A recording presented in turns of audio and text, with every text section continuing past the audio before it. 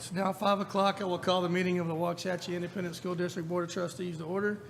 Let the record show that we have 4 trustees in attendance, and this meeting has been duly called, and the notice of this meeting has been duly posted for time and manner required by law. At this time, the board will convene into closed session according to section 551.001 et sec of the Texas Government Code. It is now 5 p.m.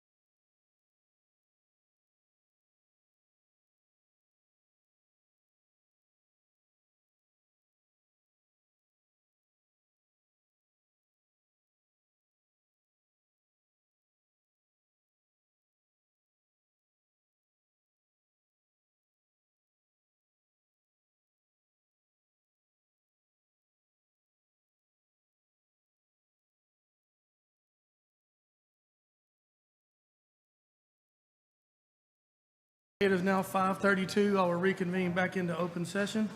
At this time, I'll ask Mr. McCutcheon to lead us in invocation, followed by our pledges of allegiance by Bailey Jones and Emma Owen. Lord, we thank you for this day. Thank you for the many blessings that you bestowed upon us. Please be with the district. Watch over us in these changing times that we live in. Please help the board and guide us in all the decisions that we make tonight. We ask these things in your son's name. Amen. Amen.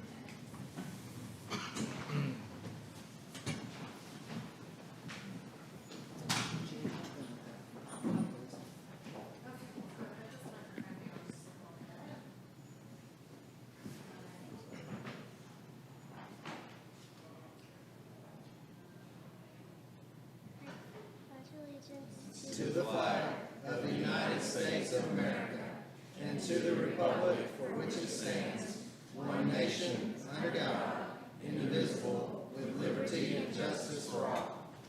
Now for the Texas flag. Honor the Texas flag.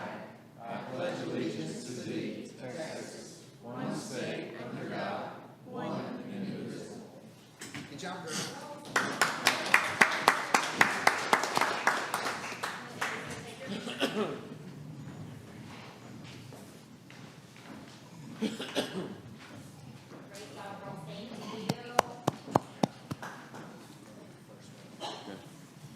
Our vision is to be a district where innovation thrives and growth is limitless. We value choices because they make us unique and are critical to learning. We value a collaborative culture that honors and supports all who positively impact the lives of our students. We value an environment of belonging that respects individual differences and ensures equality for all. We value relationships that broaden learning experiences and enrich our community.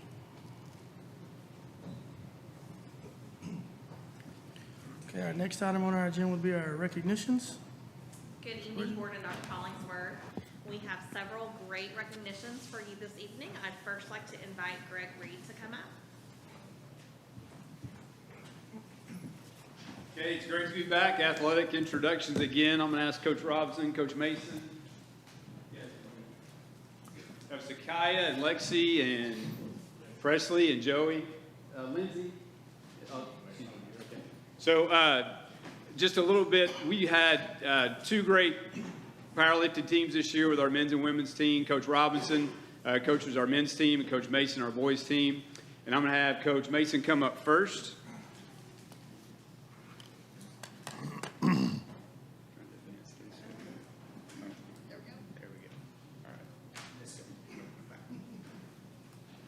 Good evening. I just want to thank you all for acknowledging and recognizing these ladies. They had a tremendous season. A lot of their hard work is unseen because it's in the weight room all the time, so you don't get to go out and see them on the field or in the court. They're actually in the weight room, closed doors. So I just want to recognize a few of the girls. Lexi Chandler is a senior. She's also a 3-time state qualifier. She is an awesome leader. With all the young girls that their first year, she always gets them in line and helps them and encourages them. And it takes a lot off of me while I'm trying to train and coach the other girls. So I just want to give a big shout out to her because I'm going to miss her. It's big shoes to fill.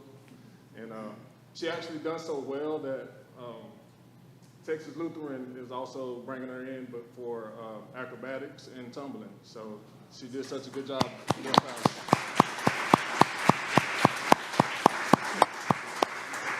Zakaya Piper, two-time, she's only a sophomore, so 2-time state qualifier. She is small, but she is mighty, very strong. She is also in track, and she has a track meet tomorrow also, so this is the reason why it meant so much because she is doing 2 sports at once, and sometimes she's lifting on Thursday and having to get up on Friday and run a track meet, and I just appreciate her for never taking the day off. Good job.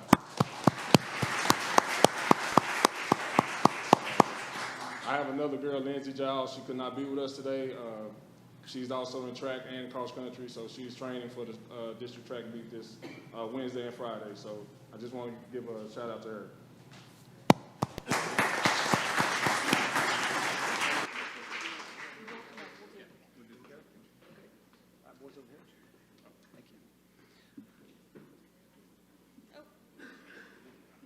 Oh, I'm sorry. Scoot it over That's that it. way. That's There you fancy. go. You're good.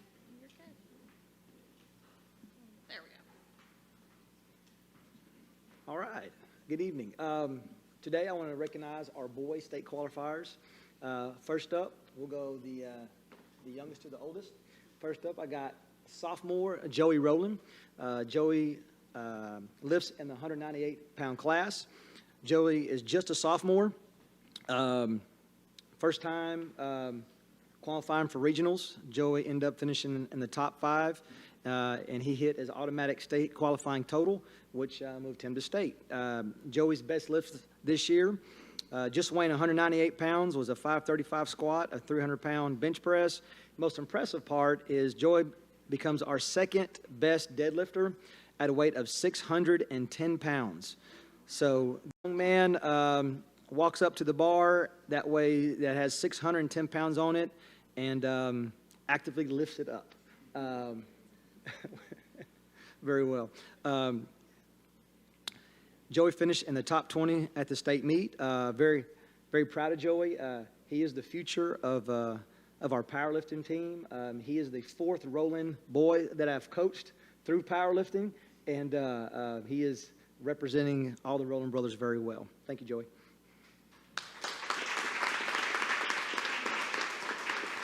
All right.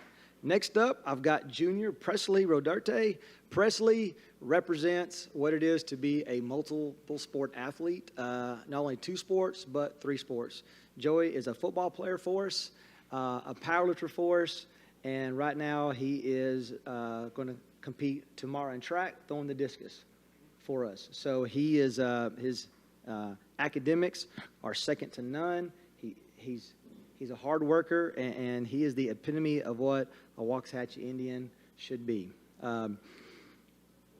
Presley finished also in the top 5 at regionals and finished top 20 at the state. He lifts, obviously he's a little bit bigger than Joey here, but he does lift in the 242-pound class. His best squat this year was 615 pounds, 400-pound bench press, and a deadlift of 505 pounds. Without proper sleep, without proper nutrition, and without proper training, these young men and women would not be able to lift the weight that they do. So hats off to these guys, and very, very proud. Joey and Presley become the 42nd and 43rd state qualifier for the boys state powerlifting. Thank you.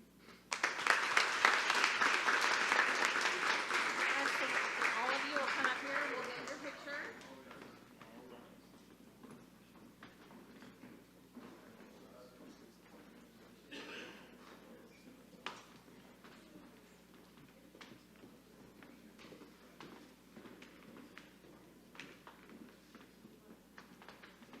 Laughing as the shortest and the tallest standing right next to each other.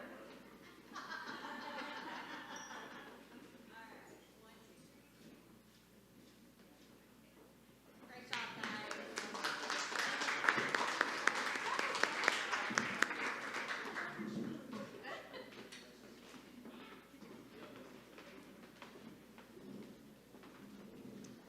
All right.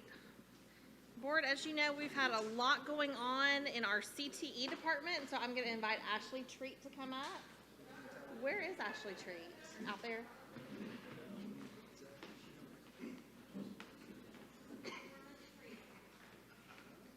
I'm sorry. I'm so sorry. Go right ahead. Okay, I think Miss Treat is down there wrangling all of the CTE kiddos, so I think she'll be up here in just one moment. But do we want to go on to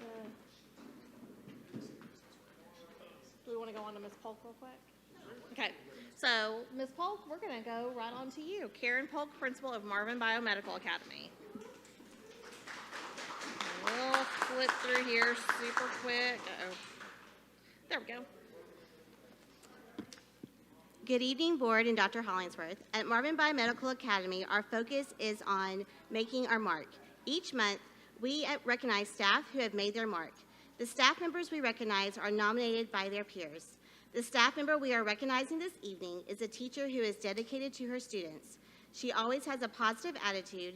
She finds humor in her day-to-day life at MBA, and she seeks out solutions and truly does what is best for her kids. This teacher is always intentionally planning engaging lessons for her students. She dedicates time and energy in order to teach and prepare her students for their next steps. This teacher is also new to WISD and even made the switch from secondary to elementary. Her resilience and commitment is evident every single day. Our April Staff Mark Maker of the Month is Kelsey Dykes.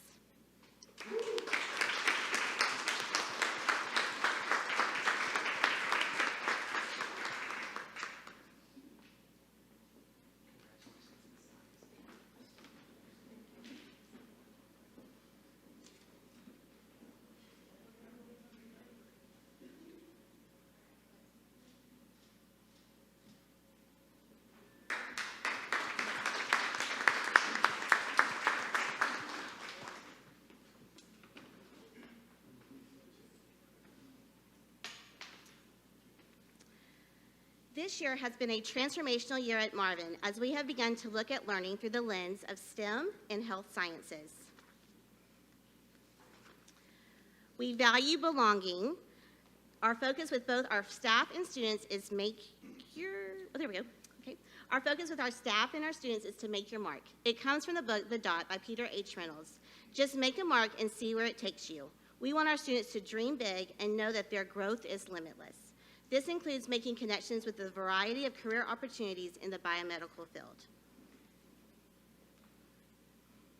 MARK stands for Make It Happen, Always Be Safe, Respect Yourself and Others, and Kindness Matters.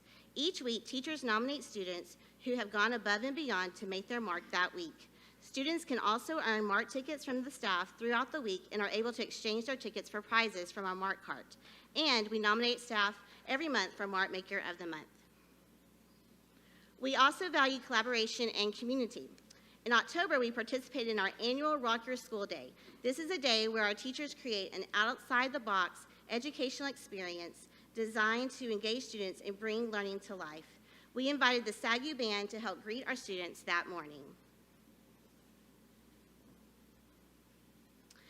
Throughout this year, we have partnered with global CTE health science students.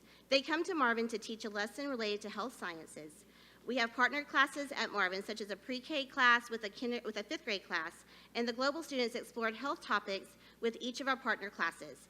It was such a wonderful experience to see a high school student working with a fifth grade student and then also a pre-K student. This partnership helps our students see the career choices that they have. WHS CTE Health Science students also partnered with us for one of our family events by hosting different interactive health-related booths. In addition, ARIVAC Life Team 74 of Ellis County visited our campus with a grand entrance by landing on our playground. Students had the opportunity to visit with their staff and learn more about what they do. We value our community with an emphasis on giving back, and kindness matters. Our student council spent the day a couple of weeks ago helping out at Waxahachie Care Food Pantry. They also honored our student council honored our staff by thanking our staff by helping us grow, all of us grow, by gifting each staff member with a potted plant for Random Acts of Kindness Month. And our first grade students have had the opportunity to work with real-life engineers from Kimley Horn Engineers on designing and testing their paper airplanes earlier this school year. And they partnered with Marvin to sponsor and serve at a booth at the WISD STEAM Expo in February. And they will be hosting an activity at our spring family event next week. We look forward to our continued partnership with Baylor Scott & White. And then we also value choices at Marvin Biomedical Academy. One unique feature at MBA is our Living Organisms Lab, sponsored by one of our second grade teachers, Cassie Adamson. Last spring, I had this crazy idea about having a tortoise live in our courtyard. Well, Ms. Adamson made that happen, which is the M in Mark, and was able to fund our Living Organisms Lab through a grant from the Education Foundation. Students have researched our animals, written poems about them, and studied their environments. And here's a glimpse of all of this in action.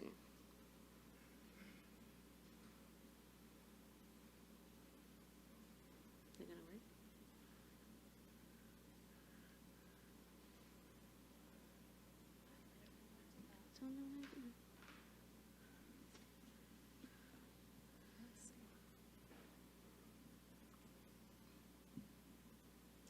We may need a little help over here.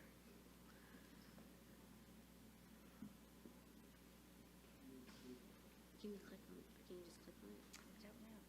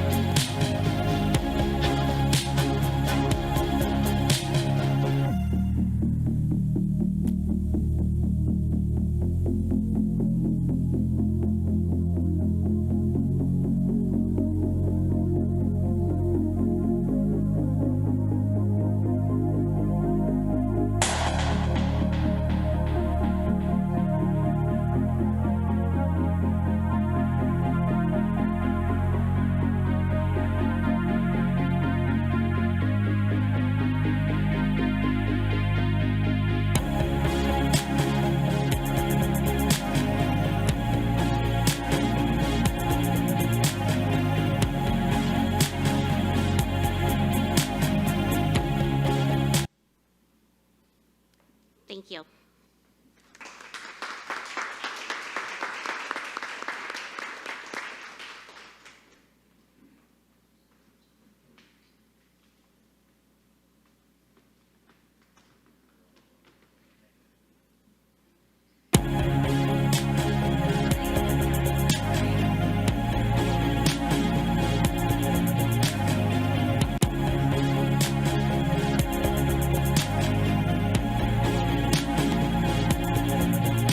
There's nothing on my screen down here.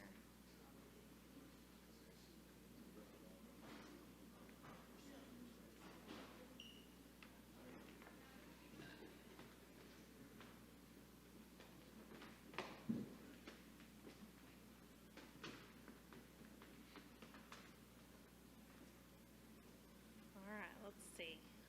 Oh, Stephen's a hero.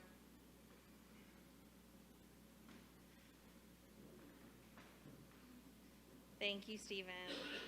All right, board, sorry about that. Next, I'd like to invite Sonia Clark, our Director of Little Chiefs Academy, to come up.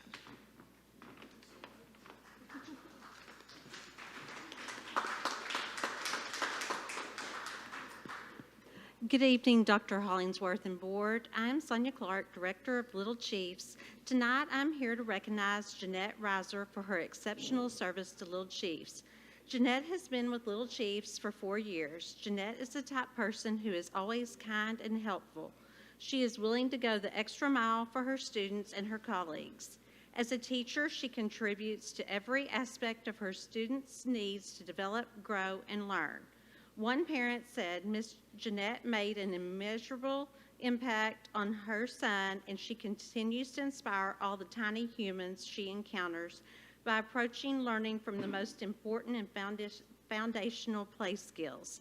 She understands the importance of exploration, fostering independence, and letting kids be kids. She is a shoulder for parents to cry on when they need it, instantly calming the nerves of apprehensive mommies and daddies. Miss Jeanette is the calm that all young children crave. She is more than just an early childhood caregiver because she genuinely loves her students and their families. When Jeanette started at Little Chiefs, she brought with her an experience, leadership, and abilities and a teamwork mentality. You can see the passion and commitment she has for what she does. Because of that, I can sincerely say she has made a huge contribution to Little Chiefs' success. Thank you, Jeanette, for your exceptional service to Little Chiefs.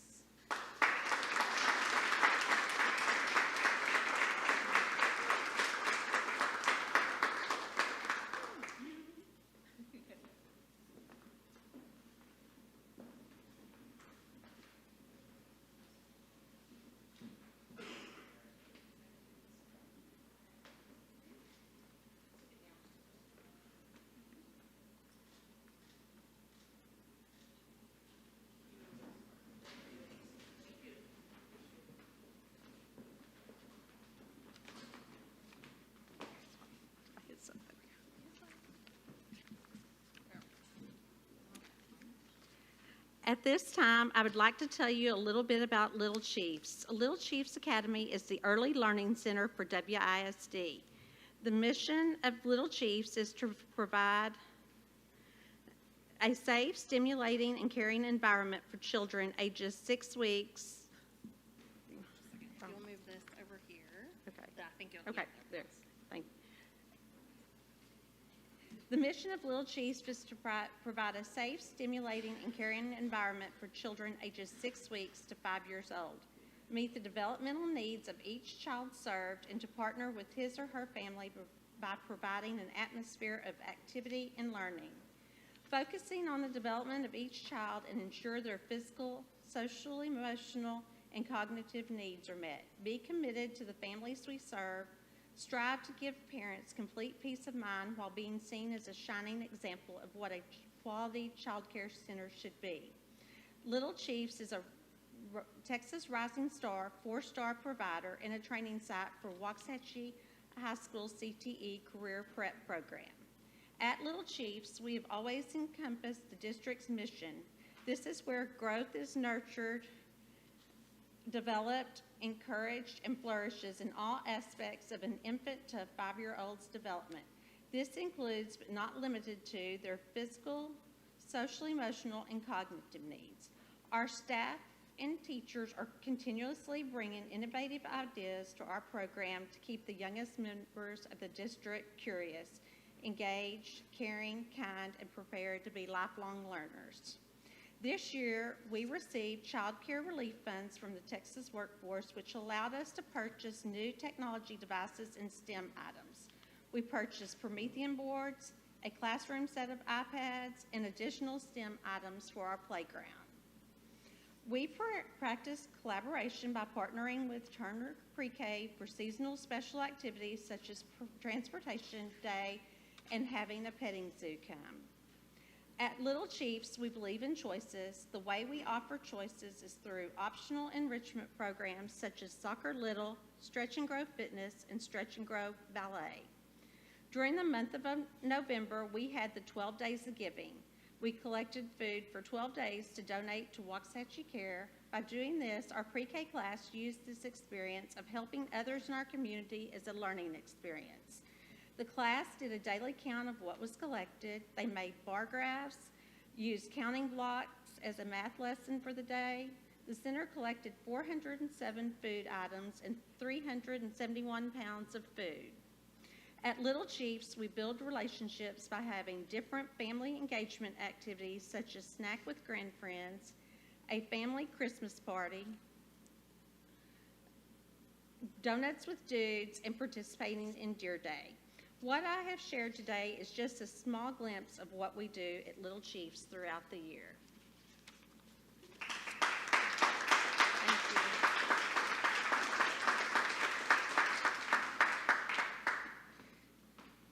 Thank you.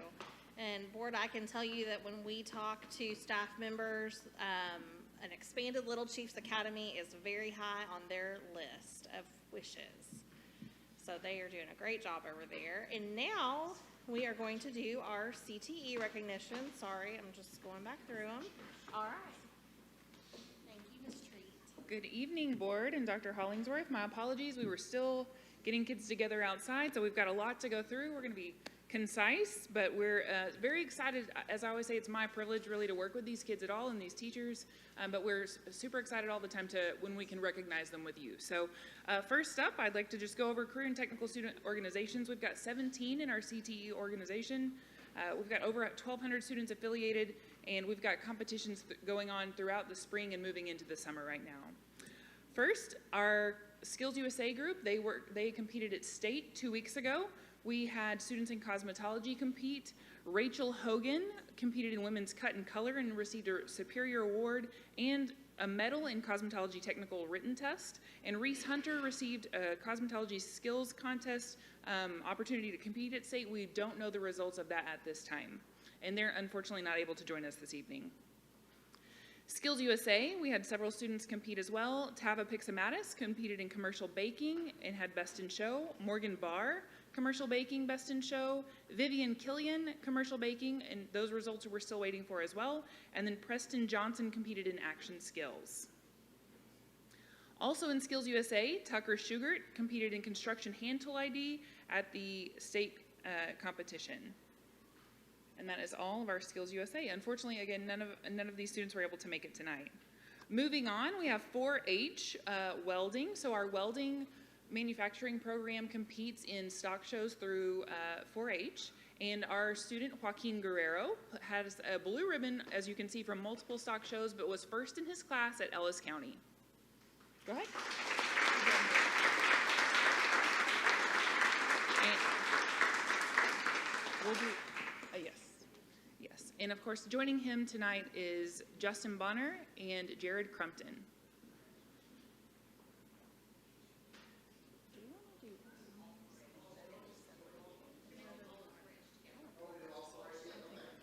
Oh, that is all 4-H. I'm sorry, that is. Okay, we're good? All right. I'm sorry, yes, yes. Oh, okay.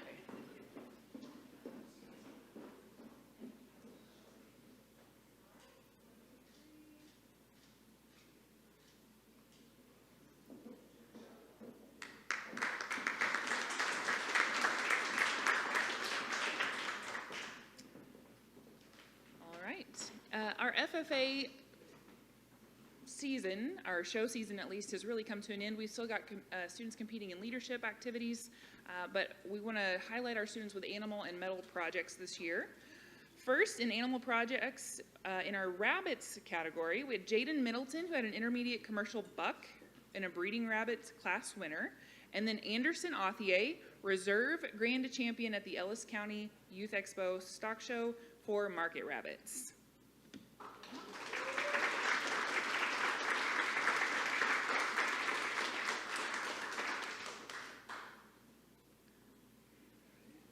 Colton Jones was the Class 5 winner in goats, and his brother Case Jones was the division champion and grand overall champion in goats. They unfortunately are not able to make it tonight.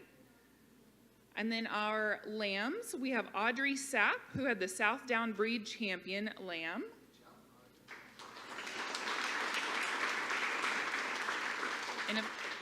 And again, Cason Jones and Colton Jones, Case Jones, had the overall reserve grand champion and breed reserve champion as well.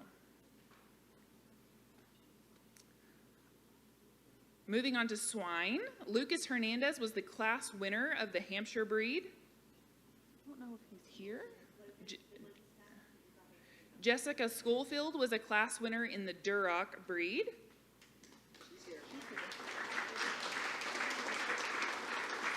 And Cameron Alexander was the breed champion for Durocs, as well as the senior showmanship champion.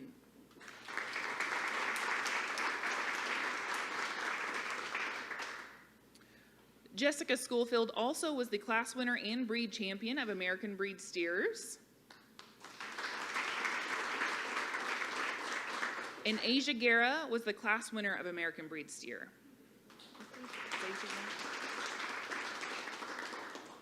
Moving on to our medal projects, Cutter Frisbee, Grant Owens, and Tyler Owens participated in the San Angelo Stock Show and received Grand Champion, San Antonio Stock Show with First in Class and Bumper Pull Division, and the Ellis County Stock Show with the overall Grand Champion and Division Champion.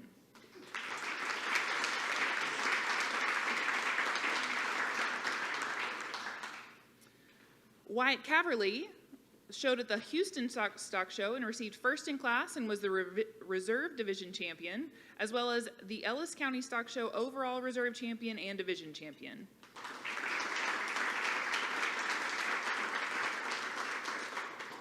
Jeb Rozier and Jackson Valentine competed at San Antonio Stock Show and received second in their division and were cell qualifying for a total of $8,000.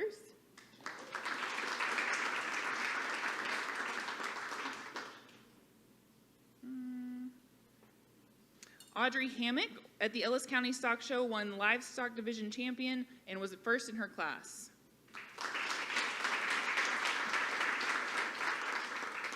Will Eford, Jack Osborne, and Landon Shearman, the Ellis County Stock Show Outdoor Cooking Division Champions and first in their class.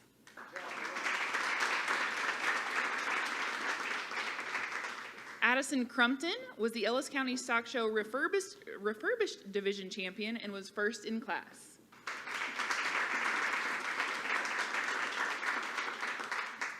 John Michael Valentine and Weston Harrell were Ellis County Stock Show Wildlife Division champion and first in their class.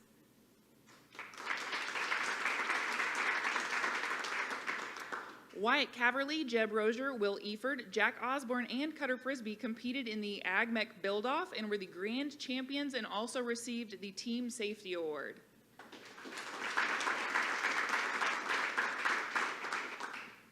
In our speaking events and floral design contest, Town Hood received the top 10 designer.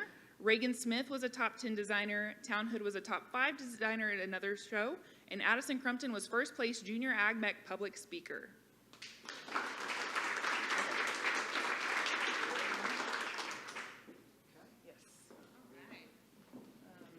And if the instructors could join us.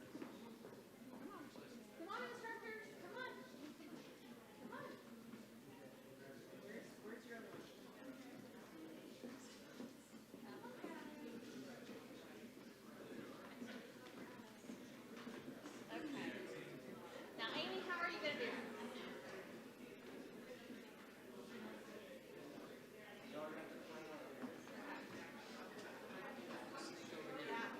Yeah, there you go. Perfect. Good idea, Miss Harris.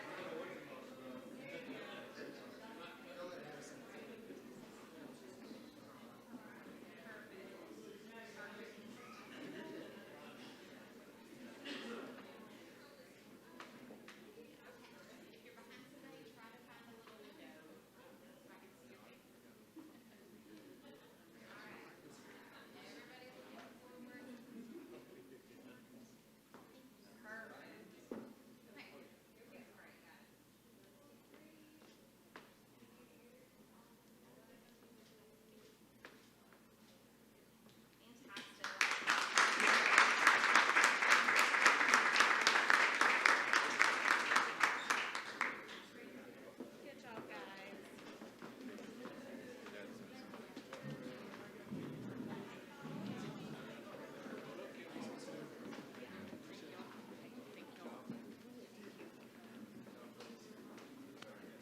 Good job, team.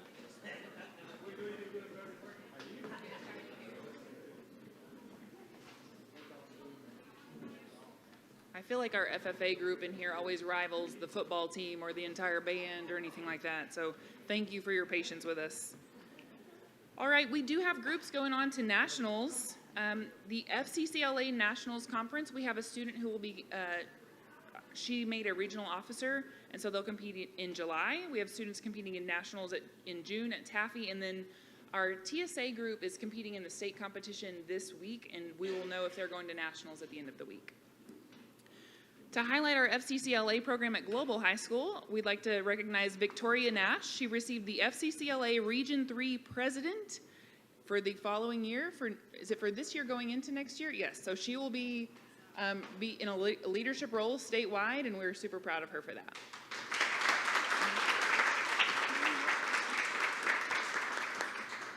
And Mr. Lynch is here. Mr. Lynch is coming, so don't take a picture without him.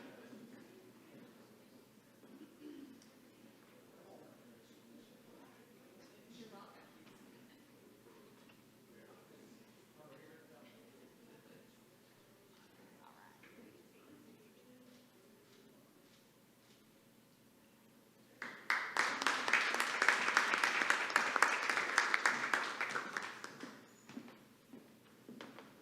I'd also like to highlight that our FCCLA and our Taffy students are students who are education students who really want to go into the education field. So we try to give them every opportunity that we can to grow them professionally while they're with us.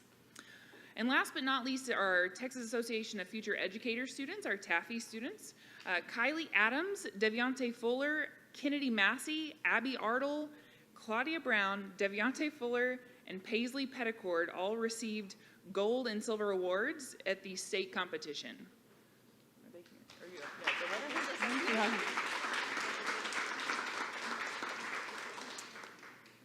Also, we'd like to highlight some of our national qualifiers. Grace Aguilar qualified for nationals in Children's Literature Interactive Bulletin Board. Claudia Brown qualified for nationals in Children's Literature. and Kylie Prather, qualified for Nationals in Interactive Bulletin Board. Kelsey Bands, qualified for Nationals in Interactive Bulletin Board. L. Bishop in Interactive Bulletin Board, and Paisley Petticord in Educators Rising Moment.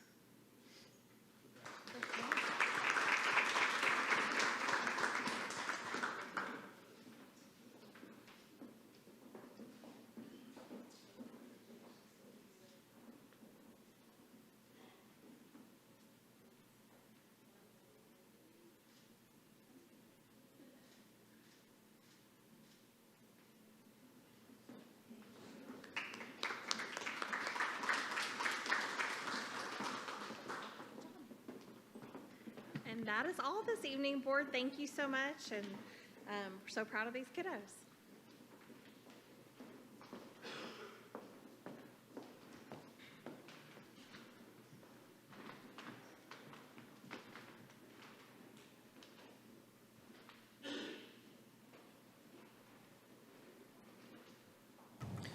This is the portion of the board meeting where the board receives input from our patrons. Each person who addresses the board will have 5 minutes to speak on his or her issue. Because of posting requirements of the Open Meetings Act, board members will not ask questions of the patron nor answer any questions posed by the patron. No action can be taken on any issue presented during the patron comment section of the board meeting. Patrons addressing the board will be notified when they are approaching the last 60 seconds of their allotted time to speak. When I call your name, please step to the podium and state your name and address for the record, please. Our first speaker will be Sylvia Colson. You state your name and address for the record, please.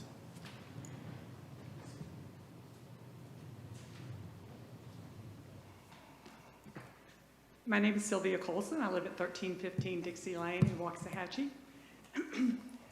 Some of you may know me from my 25 years of volunteering for WISD. I volunteered in multiple places. I was PTO president on multiple campuses, SHAC for multiple years, volunteer coordinator on multiple campuses multiple years, and district planning committee when it was called that. I have a deep concern regarding some materials in our school library. But before I begin this, I would like to ask, because this is not, what I'm going to speak will not be appropriate for students, if there are students here that their parents might want to remove them from the room for this. So I just want to mention that. Okay. About a year ago, not to make a splash, but to protect our children, I contacted someone in the district, and I was put in touch with Mr. Avenshire regarding a book in our library that I'd been made aware of. When I saw him a couple of weeks later, he said that book had been removed and would not be put back into the library. So I felt really, that made me feel good for what was happening in the district. Dr. Hollingsworth called me, and we had a conversation, and during that conversation, he told me that there would be a system put into place to prevent those books from coming into our school, and that I would be sent a copy of what that system was going to be. I never got that. One of our SREC rep from District 1 started sending a dirty book of the day to our state reps and senators, and I started receiving those. And I started checking to see if these books were in the Waxahachie School Library. I looked at the information, and they had some very disturbing content. So I found that over 50% of them were in the WISD library. So on March 23rd, I sent an email to Dr. Hollingsworth with no response. I sent a follow-up email with no response. A lot of people would say don't ban books, but I would say there's a level of books that we would not accept in our school libraries. Would y'all all agree about that? We wouldn't want a Playboy magazine or a Penthouse magazine. So I have excerpts of 3 books that I found in the library when I looked last weekend. These books are deeply disturbing, and what you see in these excerpts do not even scratch the surface of what is in these and other books in our Waxahachie High School library. I'm going to read an excerpt from The Bluest Eye.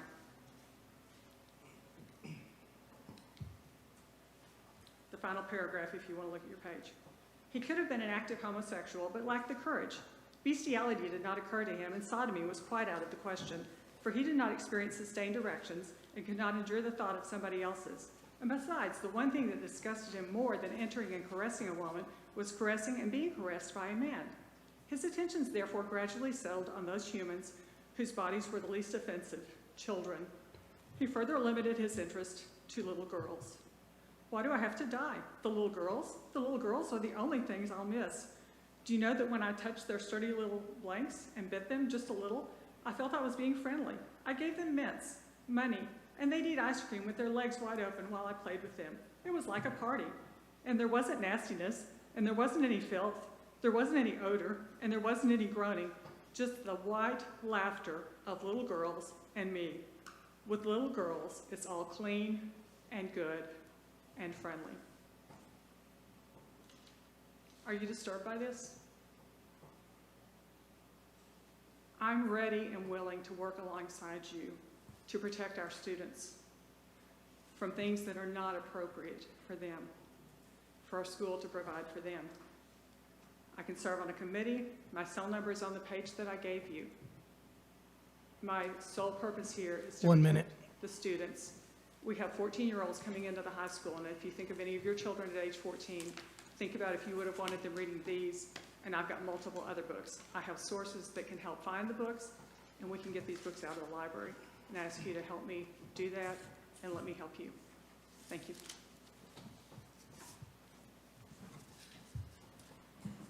Our next speaker is Belinda Douglas. Would you please step forward and state your name and address for the record, please? Hello, my name is Belinda Douglas. I live at 211 Nocona Drive in Waxahachie. We are a new family to Waxahachie. I relocated from California just 8 months ago.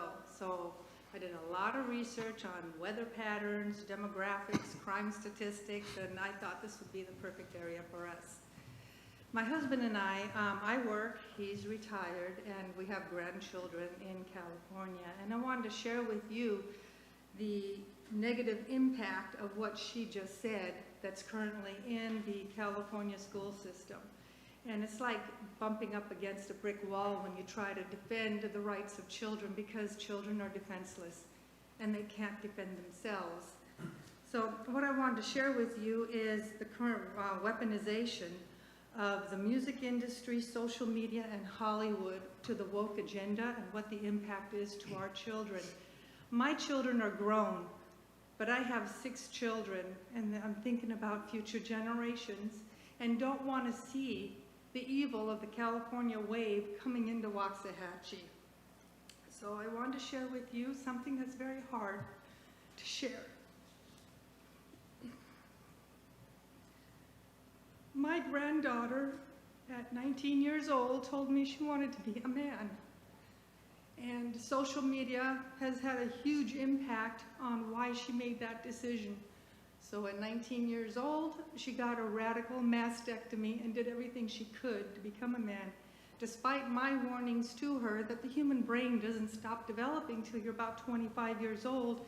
And if you make a crucial decision like this, it could have severe ramifications. And I did my research because I love statistics, and told my daughter that her life will be shortened and that she's being set up for cancer and a multitude of other things, because despite all that she's done, your chromosomes are still X and X. So you can flood your body with testosterone, but you're still not going to be a man biologically. So I'm surprised I'm handling it as well as I am. But it's something that I was definitely wanting to warn Texans about. When we decided to make the move, it was either Texas or Florida. We figured it's the last bastion for conservative people who care about family values. And I don't want to see the destruction of the nuclear family, because this is the ultimate goal: destroy the family. And another brief bit on myself. I immigrated to this country when I was 7 years old, and my grandmother told me many things that Hitler had done during World War II, and those stories resonated with me because a lot of those stories are not in history books. But Hitler's highest priority was to go straight to the schools and go straight to the children and indoctrinate them into his agenda. And that's also a very Marxist and communist agenda.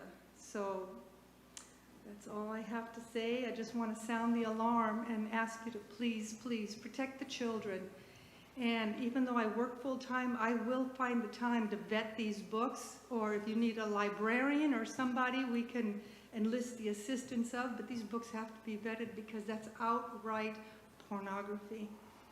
Thank you for your time. I appreciate it. Thank you. I do want to respond, Mr. President, if I may.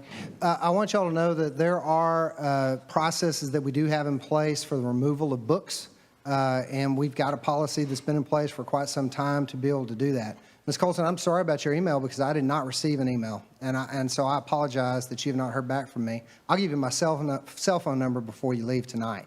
Make sure that you have that. So I just wanted to respond on those 2 counts. Thank you.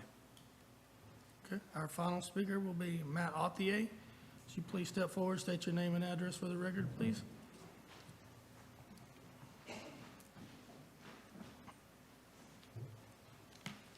Thank you, Board. My name is Matt Authier at 300 Magnolia Drive. I want to take a minute to thank the district for the opportunities it provides our young people through extracurriculars. My son, Anderson, who's in the back and got to listen to that just a minute ago, which is great. That's part of education, and that's why I love public schools. He's 10, and he got recognized this evening for his accomplishments through our FFA program. And I owe a great deal to 2 folks sitting behind the dais, Mr. Schoolfield and Mr. Autry, and also trustees that I got to serve with, Floyd Bates and Mark Price, who ensured year after year when budgets were passed that the district invested resources into programs like AG and FFA and CTE.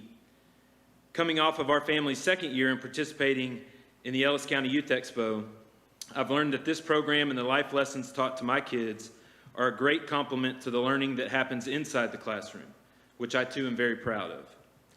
Educators like Ms. Middleton, who is here this evening, and her entire CTE team are true difference makers in the investment of time and energy that they pour into our young people. It's a testament to public school educators throughout the state that are doing a phenomenal job for each of our students. Today, after our Lions Club meeting, I got to review 15 scholarship applications. We award 3 each year. Last year, I think I reviewed over 60. And the resonating theme for each of those applications after reviewing each, whether it was Global or Waxahachie High School seniors, was extracurriculars. The list was robust with resumes full of extracurricular programs that these students have participated in since elementary school. It's extracurriculars like FFA and AG and the countless others offered through Waxahachie ISD that make me proud to send my 3 boys up the steps to WISD schools every morning. These extracurricular programs have taught my boys the importance of goal setting, accountability, teamwork, time management, leadership and humility, resiliency, financial literacy and budgeting, confidence, self-esteem, and this year, public speaking. I can think of no better way to prepare a young person for the real world than to participate in as many extracurriculars as possible. As this district grows, I would ask that you continue seeking ways as a board so that the largest number of students can participate in the largest number of programs possible. My 3 boys are better because of those, and I know that so many others are too. So my family thanks you for your commitment to making our young people better through those additional opportunities inside and outside of the classroom. And lastly, when you hear of advocates that would propose a no new revenue tax rate, these are the first types of programs that would go, things that are outside the classroom. So when you pass a budget each year, I thank you for standing up for those things because they make a difference not only to my boys, but to the 10,000 students that represent Waxahachie ISD. Thank you.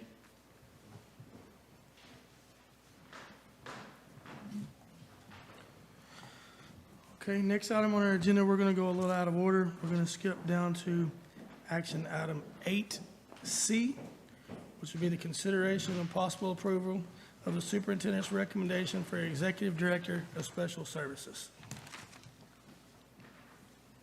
Thank you, Mr. President. I'm going to ask Ms. Heimbuck to come forward, Stephanie Heimbuck. I am a big believer, and one of my mentors that I have owe a lot to, one of my mentors continually says that you interview for a job every day you go to work.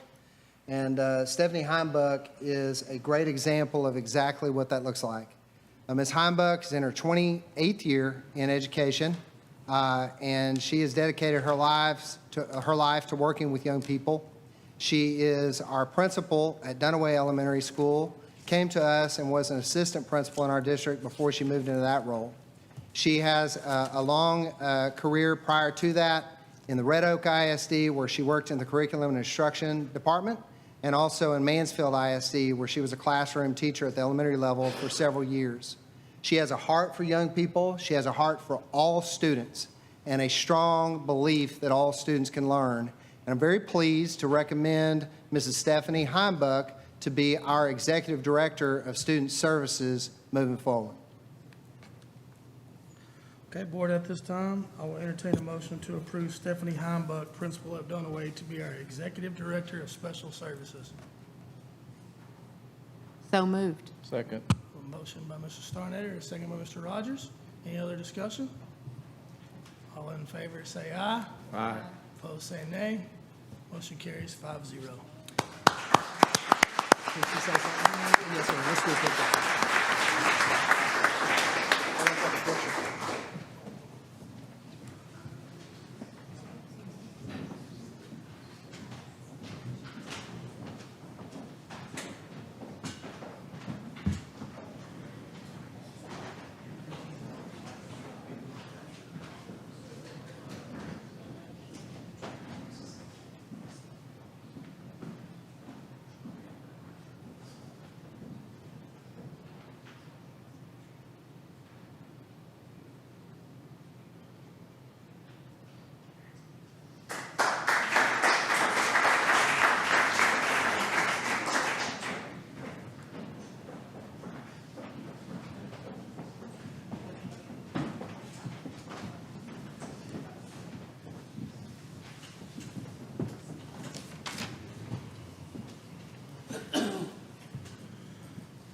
All right, Board, we will go back to our Section 5A under reports, our superintendent's report.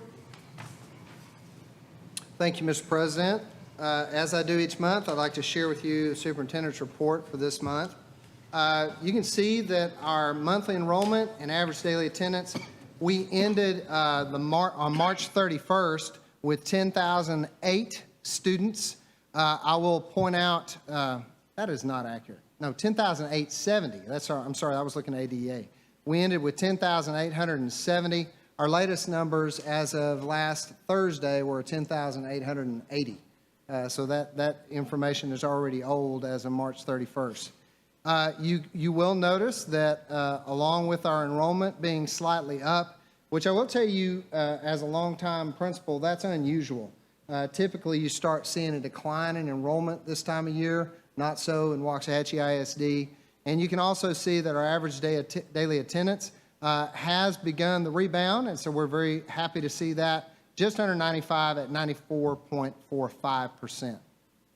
One thing I did want to do, this was at a special request from Mrs. Kriegel and Ms. Timmerman, and I told them that I would make an announcement about their absence tonight. Mrs. Kriegel and Ms. Timmerman regret not being here. They are attending the Texas Retired Teachers Association Day at the Capitol. Retired teachers will be honored in both the House and Senate. They will meet with our legislators to show their support for a cost of living adjustment for retired teachers who have not had an adjustment in their annuities for 20 years. This will not only affect those who have already retired, but all those who pay into TRS. And so they asked me to make that announcement.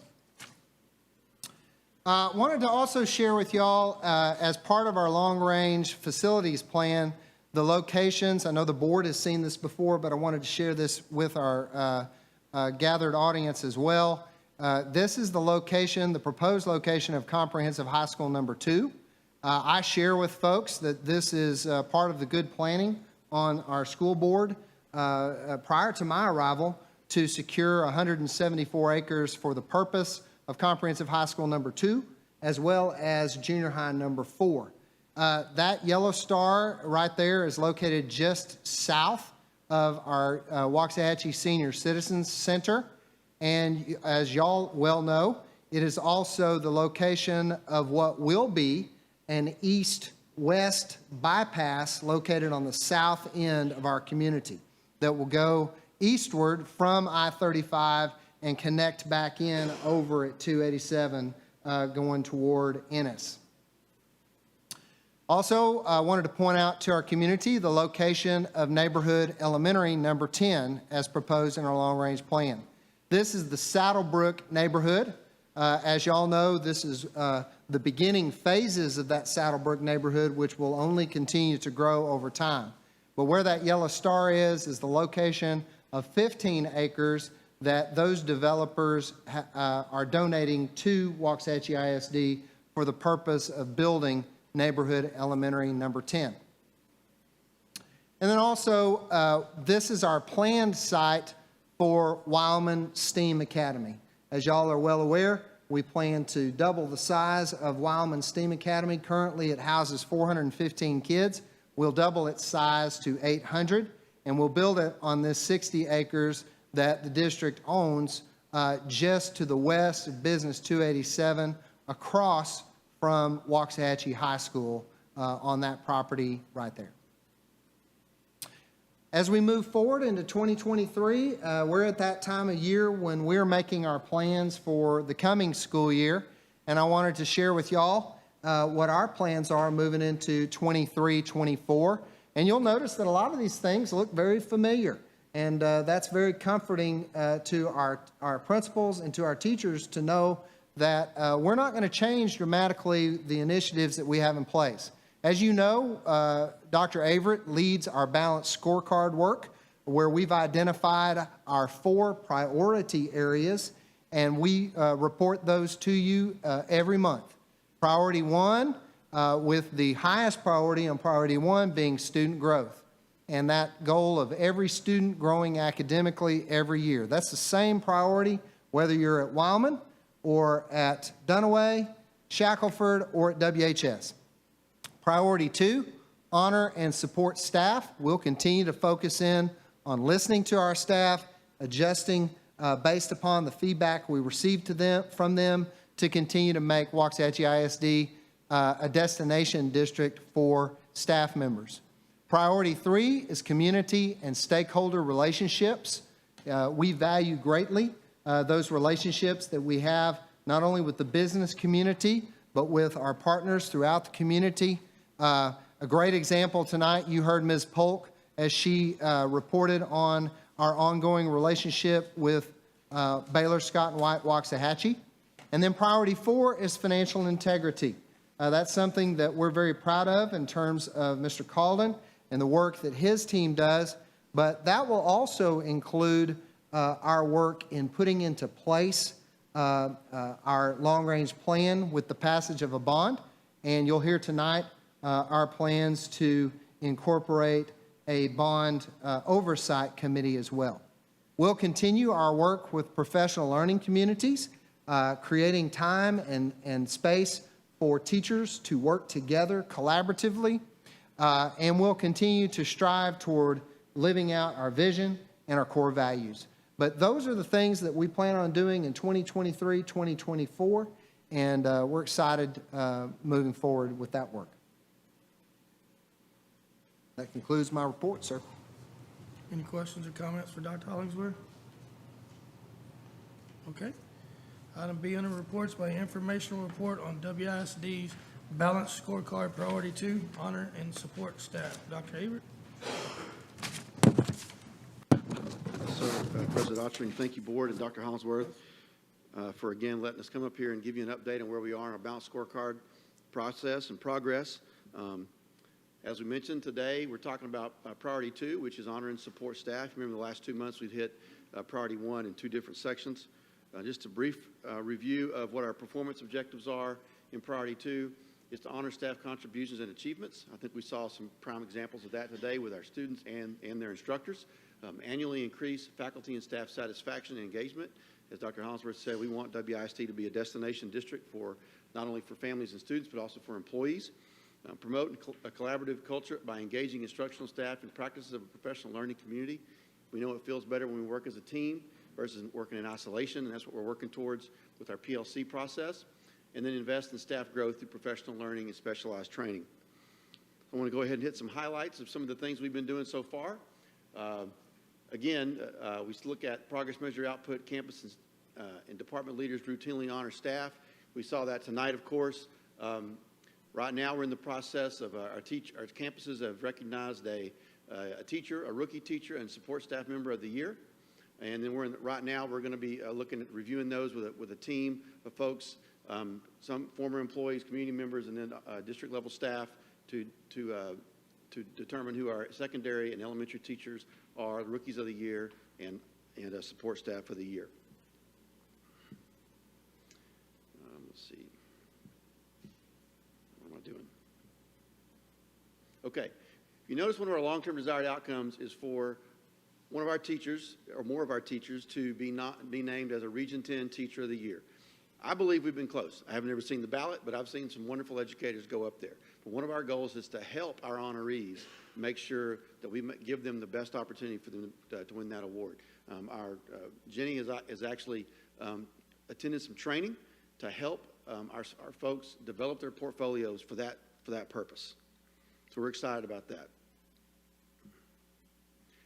Looking again at annually increasing faculty and staff satisfaction, talking about surveys to gather information, implement listening and learning protocols.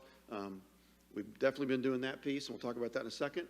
And then develop and implement connection and collaboration rounding, again, very similar. So we're looking at using a new vendor to distribute and get back survey information from our staff to analyze not only our staff internal customers and our students' internal customers, but external customers too, our parents, our community. We'll begin that survey probably in about a week. Okay, the vendor we're going to use is a vendor called Qualtrics. Okay, and so we believe that one of our long-term goals here was to increase, if you see down below, kind of grayed out, faculty and staff participation. We only had about 22% of our staff participate in our surveys last year, and you could say, well, 45 is not a high number. We wanted to start at doubling it and then continue to grow up. We want to get more and more information because we believe the more information we get, the better information we'll have, and we'll be able then to take actionable steps. That's an example of the instrument that we're going to use. It's a more simplified instrument. In the past, we've had surveys anywhere from 40 to 70 questions. They take a long time to answer. We believe that that might be part of the problem of low participation. We're working with our Moat Casey consultant, Dr. Greg Gibson. He recommended this survey. We like it because it's to the point. It's about 18 questions, depending on which group. Obviously, elementary school is going to be smaller than secondary school, smaller than parents. And then there's 3 free response questions that are very similar to some of the questions that we ask when we go out on our rounding when we ask, what are things we like, what things do we need to improve on, and anything else you'd like to add. And again, we believe the pursuit of this third-party tool will assist us in gathering that information. They will send out text reminders, email reminders to encourage folks to return those. Talked about our rounding. Dr. Hollingsworth has already done fall and spring rounding. Each time we do that, we review the data that we get back when our teachers have an opportunity to look at a QR code and then answer those questions. What should we stop? What should we start? What are we doing well? What else you'd like to add? Anybody you'd like to give a shout out to? Okay, and so what we do after that process, we review, we look for themes, and then we act on those themes. And that's where we are at this point. And again, related to the previous slide, spring rounding has been completed and a theme analysis has begun. We did see some themes briefly. Assessment. Do we assess too much? That's a question that we have. Questions about grading. We're in the process of doing some research on grading policies, our grading guidelines. Do they align with other school districts around us? Compensation, that's always something that we hear about. And off-duty time responsibilities were some of the identified themes. All right, I'm going to turn it over to my co-pilot here, Dr. Benneker, is going to talk about PLC. All right, thank you very much. So one of the things that we did before we started this process last year was developing the vision and the core values, and we've really used those to drive a lot of the work that we're doing with our professional learning communities. Started by establishing that clear shared vision, setting the goals for the schools in the district, and ensuring that all instructional staff supported this vision. So one of the things we do with all meetings is we recite that vision, just like we did tonight before we kicked off this board meeting. We encourage open communication and collaboration among our staff. We polled our staff about some of the professional learning opportunities that they wanted to get. We sent out the survey, and within 24 hours, we We had 250 responses back. One of the biggest things that teachers want to learn more about is data, how to incorporate that data into their lesson planning, how to use that data to help them make better decisions of what they're doing in their classrooms, and ways to use that data to drive the decisions of what they're doing in their PLCs. We want to foster a culture of continuous improvement by using these things and then providing ongoing support to ensure that our professional development, our resources, everything reflect that what our staff needs, they're actually getting in the classroom. So making sure that we're reflecting on that student data and then using those instructional practices as a team. So this happens on every campus. It even recently occurred with Dr. Averett, Mrs. Mott. We met with campus principals and reviewed data with them and went through a similar process that happens in those classroom data meetings with those PLCs with the teachers there on campus. So we're using a lot of this data right now to develop a guiding coalition that will help us to collect better information next year. So we've got methods in place right now to track and record what's happening in those PLC meetings. Secondary submits a form whenever those teams meet. They attach their agenda to it. We can go back and review those. It's shared with the campus principals every time that a meeting happens on those campuses. Elementary campuses have a process also, so we're working to streamline and make a single process so it's easier for us to keep track of those things. We worked really hard to make sure that each campus had time allotted in their master schedules for those PLC meetings to take place, and there was protected time for those teachers. Do some training in the fall. I'm sorry, sir. No, I want to add in and really just compliment the board. That's a big deal. Y'all did that last spring, making sure that we had built-in time for collaboration for teachers. It is a huge thing in terms of their ability to be able to work together on teams. I really want to just say kudos to the board. That's a really big deal. Absolutely, and I'll tie back to that professional learning survey. Again, they want to know how to use that data better. So in those PLC meetings, that's what they'll do is pull the student information, look at the data, see how their kids are performing, and then use all that information to drive that time and make that time more efficient for them. We'll have a training in the fall when we come back, our teachers come back for a guiding coalition on each of the campuses. So that's, again, it's kind of a work in process. We're continually working on this. We get together as a team, look at our teams as a whole, figure out what they need, and go back and redesign and plan to move forward with those things. We're in our first year of looking at our essential standards. Dr. Johnson actually would have come and presented tonight, but she's actually working on this with our elementary teachers as we speak. So we'll use this information to drive our pacing calendars, to look at how we assess our students, to really identify what we need to be teaching in our classrooms every day. And then, like I said, we've got a system for collecting the data that's being developed right now by the PLC Guiding Coalition. Looking at regular guiding coalition meetings, I just talked about that ongoing training that's going to happen in the fall when we come back, continually reviewing the information that our teachers and staff are giving to us when we have these meetings. And PLCs, professional learning. So one of the things that we're doing here, like I said, we've done a survey of our staff, looking to put together kind of a menu of professional learning opportunities that will take place in the fall when teachers come back. So they have that information ready for them when they come back in August. It's not, we're not going to decide these things kind of on the fly. We'll have a plan based on what they told us they needed. So we're going to work all summer to develop that plan and make sure we've got the resources and the trainers to come in and work with our staff throughout the school year. Our administrators have attended professional learnings every principal's meeting. That's one of the things we do in the afternoon. So we do some leadership learning in the afternoon or in the morning. We go through data. We took all of our principals last summer to a professional learning conference back in San Antonio. We've got some assistant principals that are going to go this summer in Fort Worth. And then all of our staff attended iNation that took place in January of this year. We had it over a 2-day period. Next year, I think we're looking at a 1-day training for the same thing. So it's offering our staff things that they would normally have to go outside the district to get this training. We can bring that in-house and have our own teachers teaching that. All right. And I'll round us out here. Our long-term desired outcome is the district will progress through the teacher incentive allotment process in order for WISD teachers to be able to receive the TIA awards. Shout out to my colleague. Mrs. Mott has done a phenomenal job working and leading our district through this process. She's led our committee. We are right there, almost ready to push send on that. It's due on April 17th.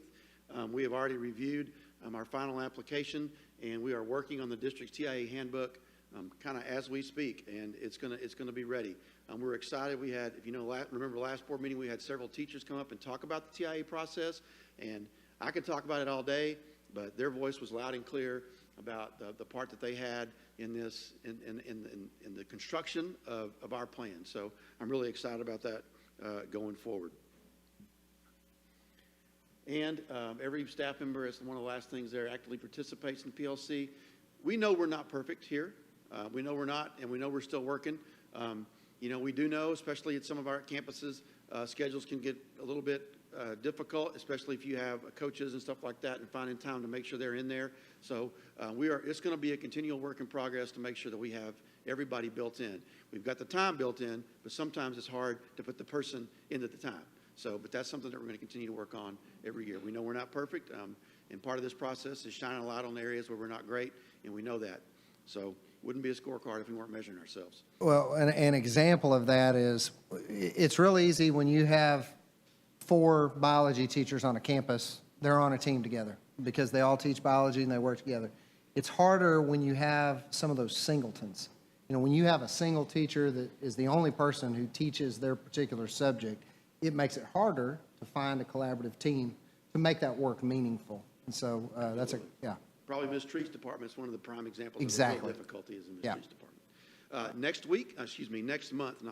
Next month, we'll be looking at priority 3, which is community, state, and stakeholder relationships. Thank you again for your time. I appreciate it. Any questions?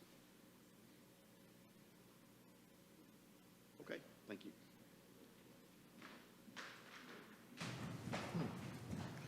Okay, next item on our agenda is our informational update on WISD Mentors Care. Mr. Blackwell? Sorry, I'm ready. Mr. President, I just wanted to say thank you to the board for allowing the school district to commence a mentor program with Mentors Care throughout the county. But this is the first year they've been in Waxahachie ISD, at Waxahachie High School specifically, and so it's my pleasure to introduce Brian Blackwell, who's going to lead us through a presentation regarding Mentors Care and the first year of its operation at Waxahachie High School. Brian. Well, good evening, board. Good evening, Dr. Hollingsworth. It's been an honor to serve your students this year. It's been a model startup. I do want to introduce Caitlin Zapp, the coordinator at Waxahachie High School. Caitlin, if you could just stand up quickly. And then we have Michelle Baggett. She's our site coordinator. And Michelle's job is to serve and support Caitlin to get her the resources that she needs. It's been an amazing startup. The data that I'm going to go over with you covers only about 5 months. And so the numbers look a little different now. We will provide Ms. Harris a detailed report that will cover August through May, and we'll provide that to her by midsummer, about the end of June. Just been a great start for us. So just a little bit, just quickly who we are. We started in 2009 at Midlothian High School with about 30 kids and about 30 mentors in the program. Now we serve 650 students and have about 600 mentors all across Ellis County, Dallas County, Taylor County, and now in the fall we'll be entering Hill County. We're going to start out a program at Hillsborough High School in the fall. What we do is we match students who struggle with school and or life with a caring volunteer mentor from your community. So talking about priority 3, community relationships. You have about 54 adults coming into Waxahachie High School every single week for 26 weeks. And so those adults see the hard work that the staff do, and they know what kids struggle with. And so it really, I feel like those adults go out in the community and advocate for WISD. Why we need mentoring? We've done the research. We know that it gets kids involved in extracurriculars. We know that discipline goes down. We know that it improves credits.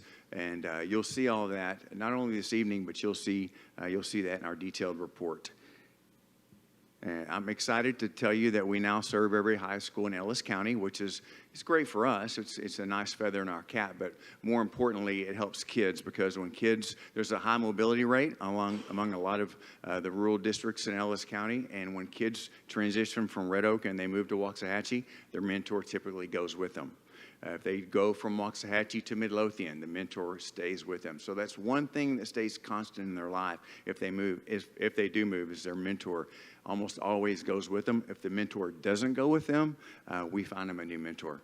But it really speeds up the process of continuing those services.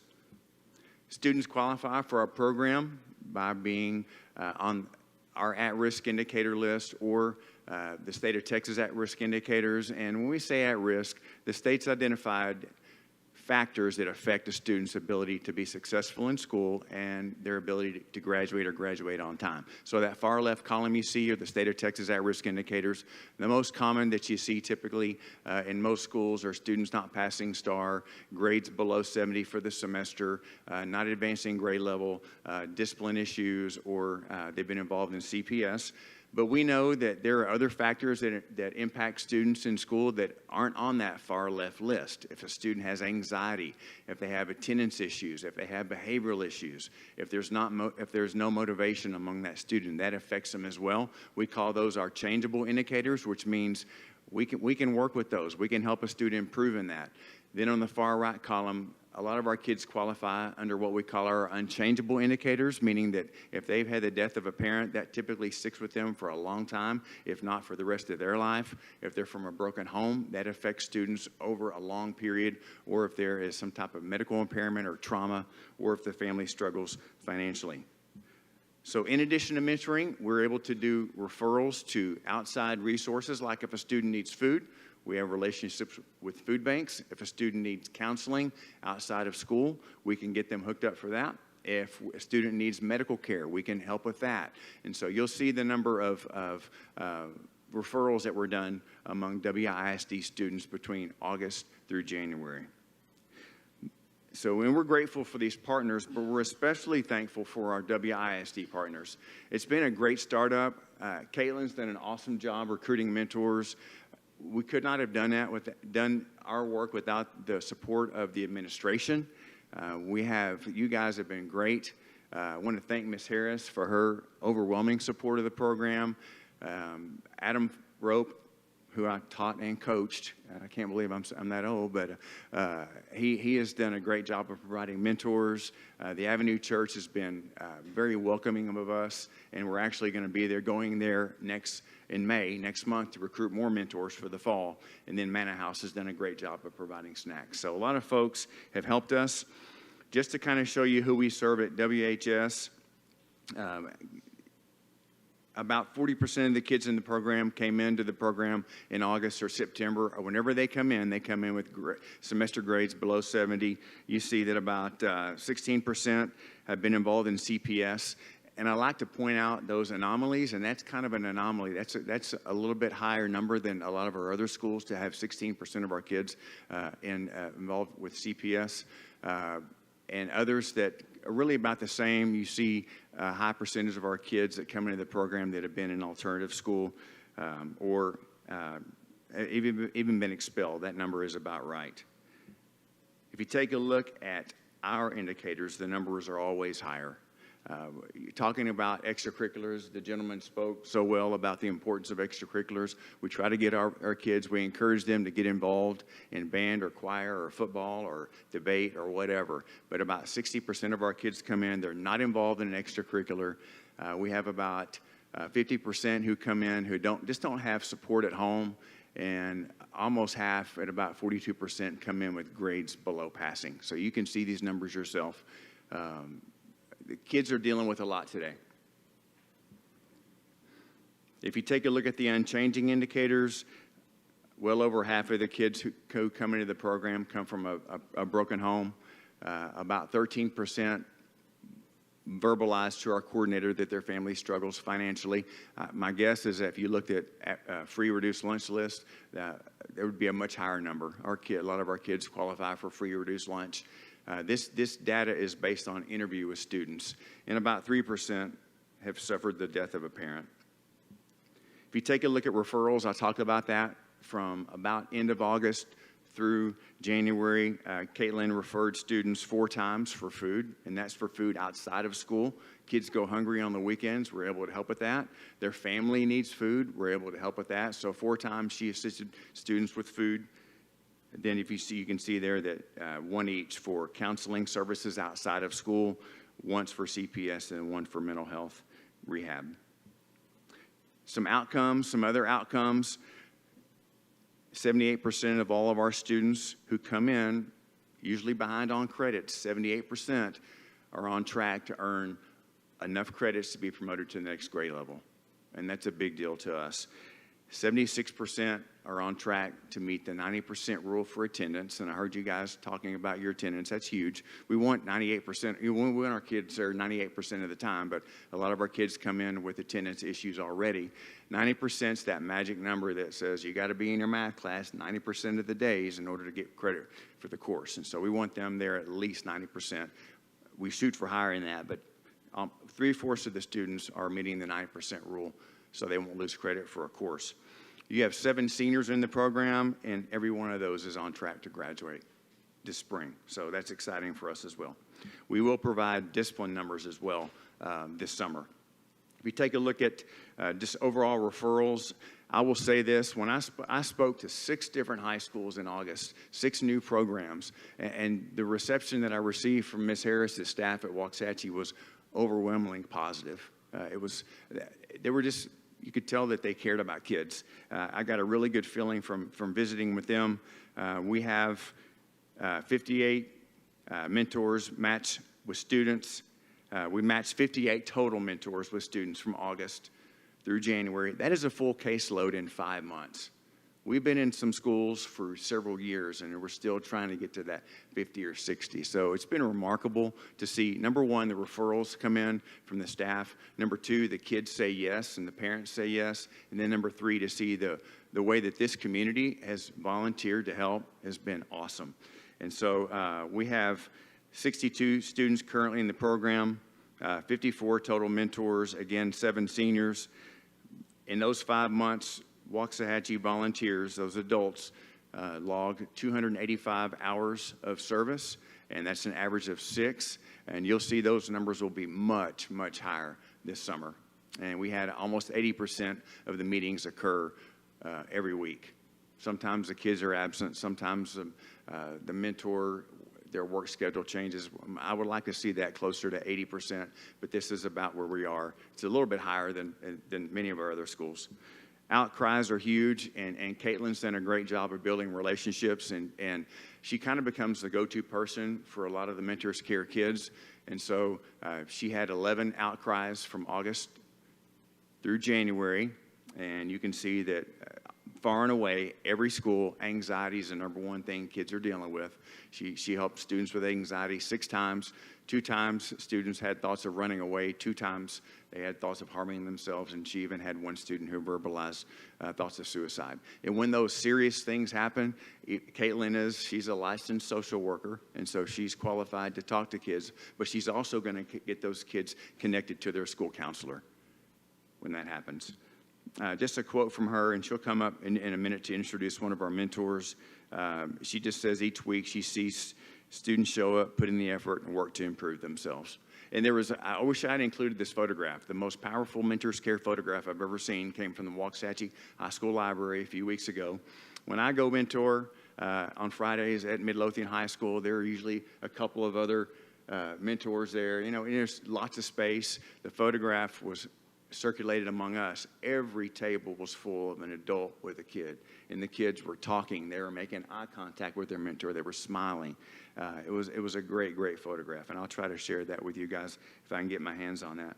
I love most of all the power of student voice and what kids say about the program, so you guys can read these quotes. The first student just says, "I love having caring adults by my side." Kids crave that. They want that. And I especially love what the second student says, that they look forward to every moment they have with their mentor. So it's been an awesome startup for you. Thank you to this entire community for your support. It's been overwhelming, and it's made our jobs much, much easier. Are there any questions for me? Questions, board?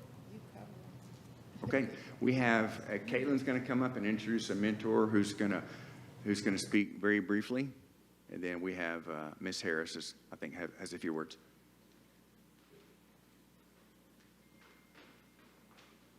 Hi, everyone. My name is Caitlin Zapp. I just want to say thank you guys for making this possible. It's been an amazing year at Waxahachie.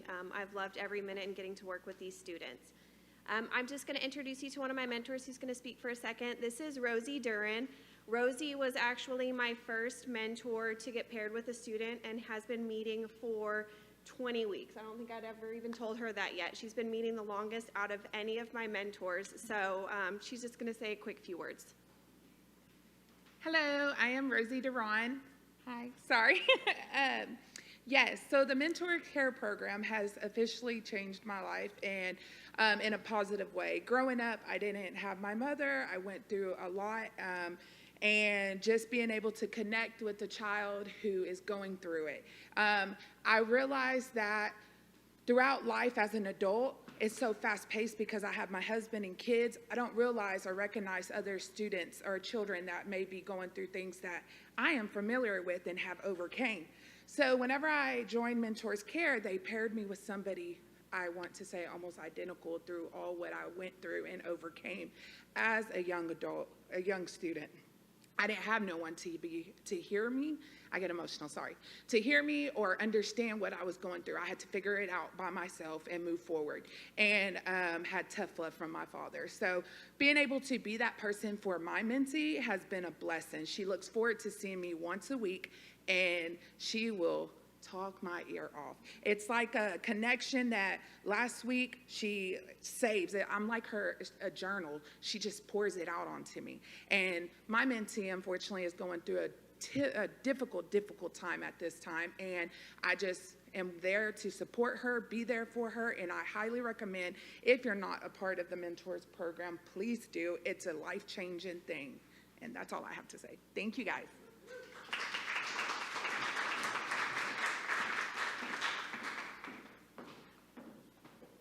I'll be brief, but it's been a blessing to WHS. It really impacted students that are in our office for discipline consequences. We're able to really turn that around. Most recently, we had a student in crisis, and his mom had exasperated. I mean, she said, "I can't do anything else. I don't know what else to do." And we connected him with a mentor that had a similar background, and he's coming to school. He hasn't missed a day. His grades are improving, and it's made a difference in his life. And so I think it's a great program. Again, it's been very beneficial to WHS, and we would like it to continue.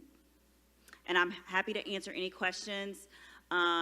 We refer students to Mentors Care every day. We need more mentors. And it's great to see I saw the picture. It's great to see all of them in the library. So if you have any questions, or if you want to be a mentor, by all means. I know Ms. Timmerman is a mentor, and I know that one of the mentors told me last week, they said this has been more of a blessing to them than it has been to their mentee. So thank you. Thank you.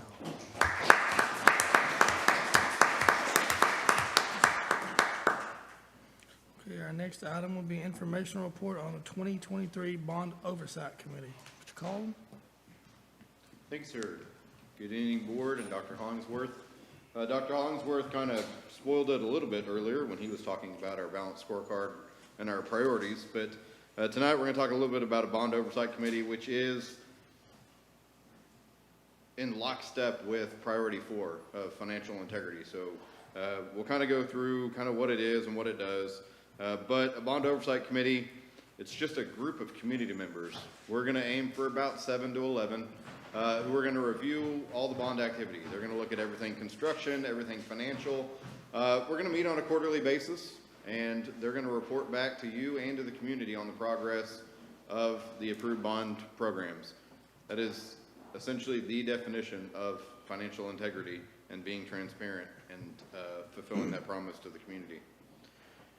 What will the Bond Oversight Committee have access to? The short answer is everything, but everything includes a construction manager at risk, which will be Buford Thompson, construction contracts, construction pay applications, the charge from the LRPC, the community group that met previously. The board adopted 17,000 plus student plan, and we're looking into construction site visits. Probably not at first. There's not a whole lot of fun that goes with dirt work. But once we start going vertical, taking this committee out to the sites and let them actually see the construction that's going on and the fulfillment of the promises to the community. Meetings are going to occur quarterly. Man, don't get those two words back to back. They're going to occur quarterly. We're going to start most likely in June of 23, maybe at the very end of May, but I think it'll really be more in June of 23.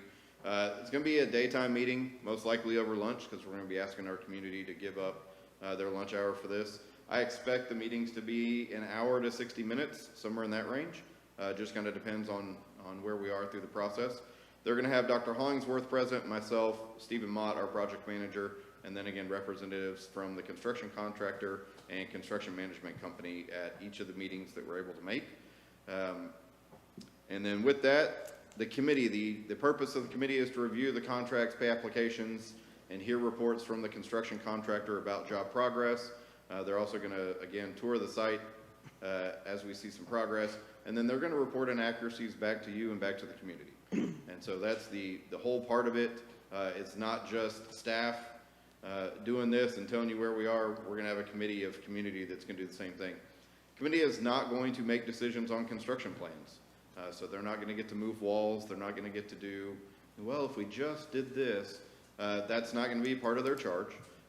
They do not get to decide on utilizing cost savings if there are any on a project, and they will not have input on changing original designs of construction projects. Those are all things that are reserved for the Board of Trustees, so that will not be something, a function of this committee. With that, any questions about a Bond Oversight Committee? I just want to say thank you for this committee, and it's just one more demonstration of attempted transparency. I know we try to be as transparent as possible about everything we do. I was just curious, how have we decided yet how we're going to pick the committee? Honestly, no. At this point, still working through possible suggestive names for the committee. I looked at it earlier. We've got about 3 or 4 people out of those 7 to 11 that served on the LRPC, so that we have good representation from the group that was helping to draw up these plans. We want to make sure that we've got people who are not always represented in this committee. We want people who don't feel like, we want the outside people to not view that as a rubber stamp. So we want to make sure it's not the same voices all the time. We want to have different representation, but try to get some who are involved in different things. We want, people who are business. We want people who are parents. We want people, who live in all sectors of the community, so we have good representation from our community. And I would add to that, Mr. Rogers, we would absolutely entertain y'all's suggestions as well as trustees. Any questions for Mr. Cole? Thank you very much, sir. Thanks, sir. Okay, moving on to item E, our most interesting part of the report will be our informational report on WISD's Board of Trustees continuing education hours. Please bear with me as I am required by law to read this. Under State Board of Education rule, completing required continuing education each year of service is a basic obligation and expectation of any sitting board member. As board president, I am required to announce the name of each member who has completed the required continuing education, has exceeded the required continuing education, and is deficient in meeting the required continuing education. The requirements for training are measured as of the first anniversary of the date of the trustee's election or appointment, or 2-year anniversary of his or her previous training as applicable. There are 7 training areas for board member continuing education. 1, local district orientation. 2, orientation of the Texas Education Code. 3, post-legislative update to the Education Code. 4, team building. 5, additional continuing education. 6, evaluating student academic performance and setting goals. 7, identifying and reporting abuse, trafficking, and other maltreatment of children. To the extent applicable to each board member, I will announce the completion or deficiency as to required training. For members who still have time remaining to complete required training, I will announce those board members who have scheduled timely training and those who have not scheduled the training. At the conclusion of this announcement, I will announce any board members' training in excess of the continuing education requirements. Local district orientation. No new board members were required to complete local district orientation training for the time period covered by this announcement. Orientation to the Texas Education Code. No new board members were required to complete local district orientation training for the time period covered by this announcement. Post-legislative update to the Texas Education Code. No new board members were required to complete local district orientation training for the time period covered by this announcement. Team building. The following board members have completed the annual team building training: Dusty Autry, Kim Kriegel, Judd McCutcheon, John Rogers, Clay Schoolfield, Melissa Starnader, Debbie Timmerman. Additional continuing education. The following board members have completed the additional continuing education requirements: Dusty Autry, Kim Kriegel, Judd McCutcheon, John Rogers, Clay Schofield, Melissa Starnader, Debbie Timmerman. Evaluating student academics performance and setting goals. Note, this training must be completed every 2 years. The following board members have completed the biennial training of evaluating student academic performance and setting goals: Dusty Autry, Kim Kriegel, Judd McCutcheon, John Rogers, Clay Schofield, Melissa Starnader, Debbie Timmerman. Identifying and reporting abuse, trafficking, and other maltreatment of children. The following board members have completed the biennial training on identifying and reporting abuse and trafficking: Dusty Autry, Kim Kriegel, Judd McCutcheon, John Rogers, Clay Schofield, Melissa Starnader, Debbie Timmerman. Exceeding required continuing education. Board member Dusty Autry exceeded the required amount of continuing education training by 15.51 additional hours. Board member Kim Kriegel exceeded the required amount of continuing education training by 34.50 additional hours. Board member Judd McCutcheon exceeded the required amount of continuing education training by 14 additional hours. Board member John Rogers exceeded the required amount of continuing education training by 20 additional hours. Board member Clay Schofield exceeded the amount required of continuing education training by 9 additional hours. Board member Melissa Starnader exceeded the required amount of continuing education training by 8 additional hours. Board member Debbie Timmerman exceeded the required amount of continuing education training by 22 additional hours. That concludes the informational report. Moving on to item 7, which will be our consent agenda, where we have items A through L for consideration tonight. We can take them all in one motion, or if there's some we would like to remove for individual discussion, however the board would like to proceed. I move to approve consent agenda, items A through L. A motion by Mr. McCutcheon. Second by Mr. Schofield. Is there any other discussion? All in favor, say aye. Aye. All opposed, say nay. Motion carries 5-0. Okay, on to our action item. Action item A will be consideration with possible action to approve the use of funds from the Texas Workforce Commission North Central Texas Rising Star Wage Supplement Program to provide a one-time retention stipend to all eligible child care workers at Little Chiefs Academy. Thank you, Mr. President, for Dr. Hollingsworth. This evening, you have an opportunity provided to you by the Texas Workforce Commission, who has analyzed and seen a need to help supplement the wages of child care workers. And at Little Chiefs Academy, those child care workers help ensure that the kids of our employees, the kids of our students are able to go to school, are able to do their daily activity, because Little Chiefs Academy is open every day for 0-year-old kiddos to 4-year-old kiddos. And so the Workforce Commission has approved a one-time stipend in the amount of $742 for all child care workers who were employed as of October 1, 22, who worked at least 60 hours in January of 23 and remain employed today. And so those funds are available to the district so long as the district will accept the funds. We have, I believe, 19 employees who are then entitled to those funds should the board approve the use of these funds. And we ask, on behalf of the administration, we ask that the board authorize the district to receive these funds and provide these funds, these relief funds, to our child care workers at Little Chiefs Academy. Any questions from Mr. Hollenshaw? Okay, at this time, I will entertain a motion to approve action item A as presented. Is that good enough? So moved. Motion by Mr. Rogers. Second. Second by Mr. Starnader. Any other discussion? All in favor, say aye. Aye. Opposed, say nay.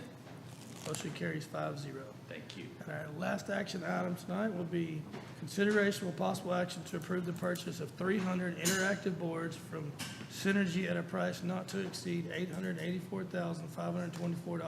Mr. Collins. Thanks, sir. Board, you may remember that we've been utilizing our ESSER 3 funds from the very beginning over a multitude of things. One of those was $2.5 million set aside for technology improvements. You've already approved technology improvements, essentially the same interactive boards at the elementary levels, and we've gone a little bit into junior highs. What this request tonight would be to finish out all of the core classroom areas, secondary all the way through. So this would start generally in some junior high areas all the way through the high school. Every core content classroom would receive the interactive boards, and these would come from budgeted ESSER 3 funds that we have until September of '24 to completely utilize. Questions for Mr. Collins? Ryan, could you articulate what the ESSER program is for those that may not know? Sure. So ESSER came in 3 different tranches or groups, if you will. ESSER 1 was kind of that first initial keep everything running. ESSER 2 was when we thought ESSER 1 was going to be enough and we realized it wasn't, and ESSER was going to last a little bit longer. Well, it came with ESSER 2 was a little bit more of keep everything running, keep your people on staff, and go. ESSER 3 was the largest amount of funds that we've seen from the ESSER awards at this point. It's about $8.9 million, and it came with some community input. And so we did a survey, and we asked the community, what are some things that you know that we should be putting these funds towards? Came back with professional development, staff retention. There's a mental health for students was one of the big responses that we received, and then some technology improvements across our district. And so to date, we've done a really pretty good job of going through and utilizing those ESSER funds. We're utilizing, to the biggest extent, is about 4.3 or 4.4 million on student remediation, and so a lot of those funds are tied up currently in the House Bill 4545 tutoring requirements that we have going on in the district. And so, but within all of that, there was $2.5 million earmarked for technology. So it is one of the ESSER 3 components. We received these funds about 2 years ago, and the deadline to have them spent is September of 2024.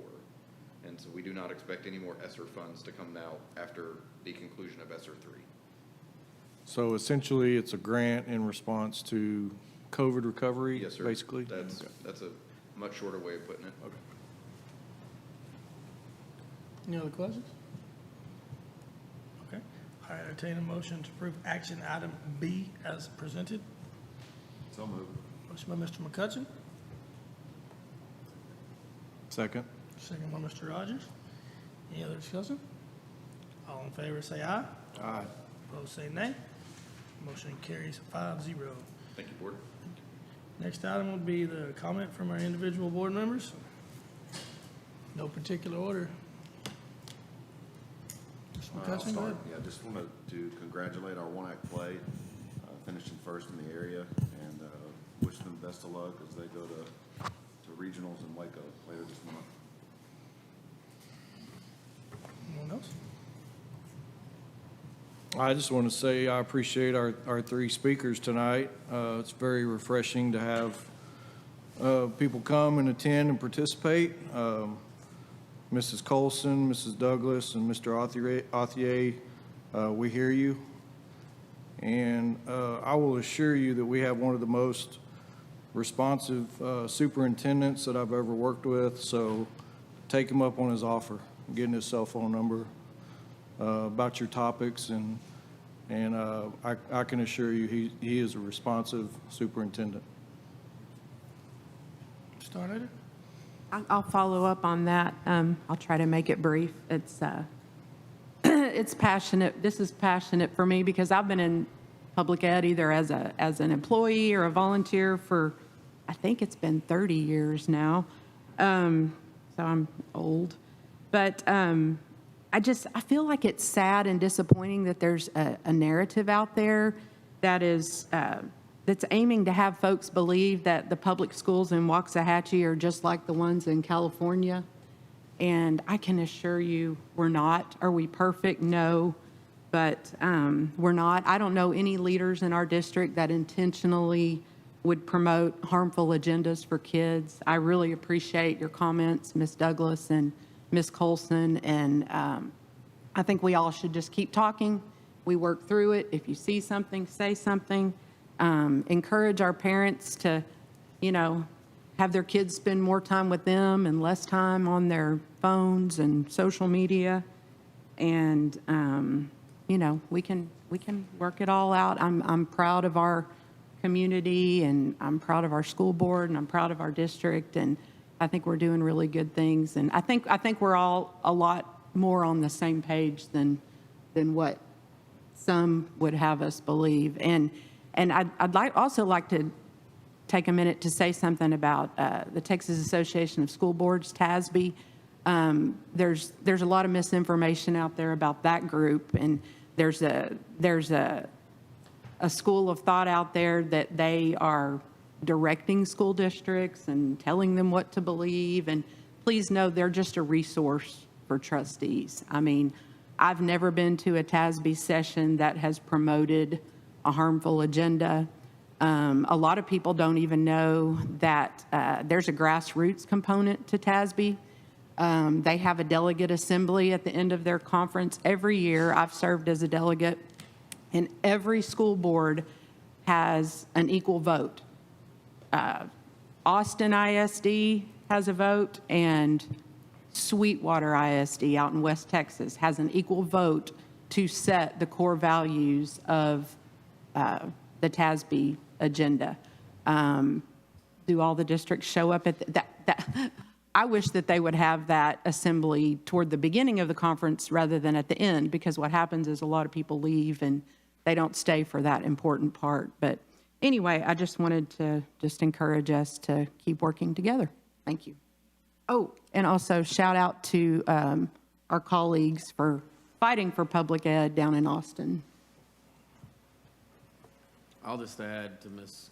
Colson's presentation. If you hear or see something like that, please bring it to our attention, because it is heard. I can't elaborate much more on that here, but it is heard. Okay. At this time, I will entertain a motion to adjourn. So moved. Mr. Rogers, second by Mr. McCutcheon. All in favor say aye. Aye. Motion carries 5-0. Thank you very much.